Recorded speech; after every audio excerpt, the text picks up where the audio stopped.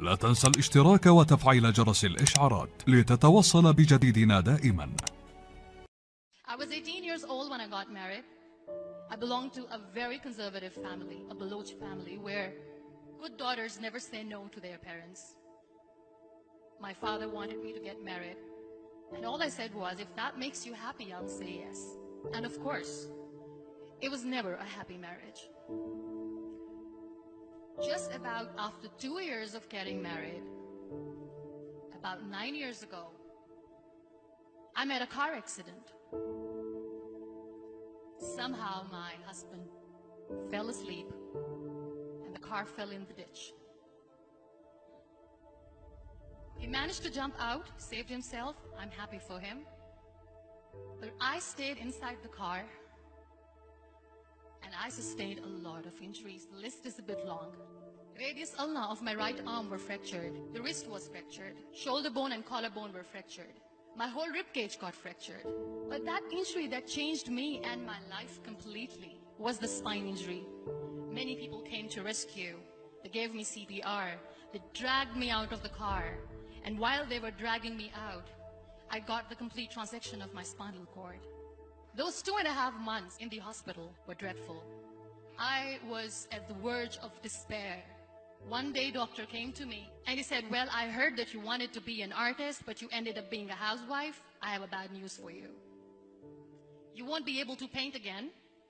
Next day, doctor came to me and said, your spine injury is so bad, you won't be able to walk again. I took a deep breath and I said, it's all right. Next day, doctor came to me and said, because of your spine injury and the fixation that you have in your back, you won't be able to give birth to a child again. That day, I was devastated. I started to question my existence. Why am I even alive?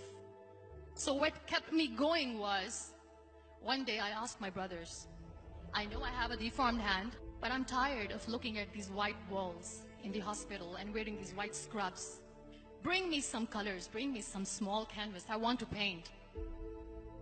So the very first painting I made was on my deathbed, where I painted for the very first time. What an amazing therapy it was. Without uttering a single word, I could paint my heart out. I could share my story. People used to come and say, what lovely painting. So much color. Nobody could see the grief in it. Only I could. And that day I decided that I'm going to live life for myself. I am not going to be that perfect person for someone. I am just going to take this moment and I will make it perfect for myself. That I'm going to fight my fears. So I wrote down one by one all those fears. And I decided that I'm going to overcome these fears one at a time. You know what was my biggest fear? Divorce. But the day I decided that this is nothing but my fear, I liberated myself by setting him free. And I made myself emotionally so strong that the day I got the news that he's getting married, I sent him a text that I'm so happy for you and I wish you all the best. And he knows that I pray for him today. Number 2 was, I won't be able to be a mother again. And that was quite devastating for me.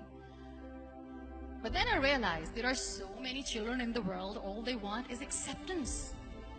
So there is no point of crying, just go and adopt one. And that's what I did.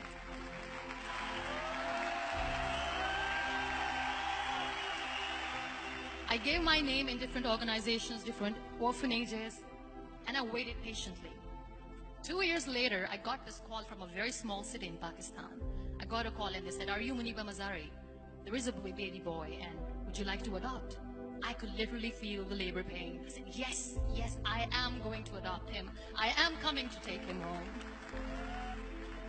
And that day, I was 2 days old, and today he's 6. You know, when you end up being on the wheelchair, what's the most painful thing? People think that they will not be accepted by the people because we, in the world of perfect people, are imperfects. So I decided to appear more in public, to join the national TV of Pakistan as an anchor person. I became the National Goodwill Ambassador for UN Women Pakistan, and now I speak for the rights of women, children. I was featured in BBC 100 Women for 2015. I'm one of the Forbes 30 under 30 for 2016.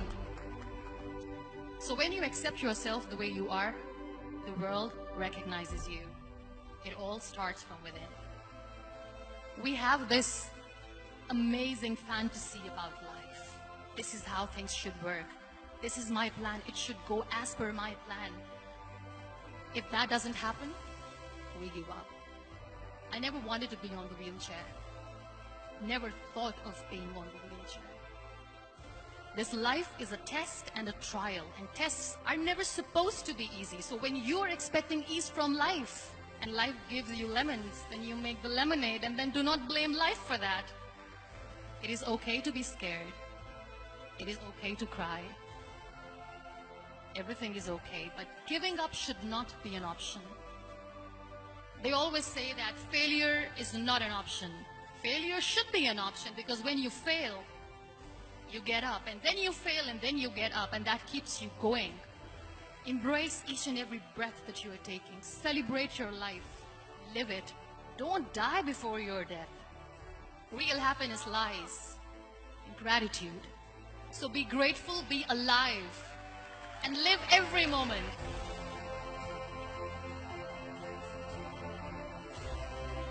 شكرا للمشاهدة. لا تنسى الإعجاب بالفيديو والاشتراك بالقناة لمشاهدة المزيد من الفيديوهات.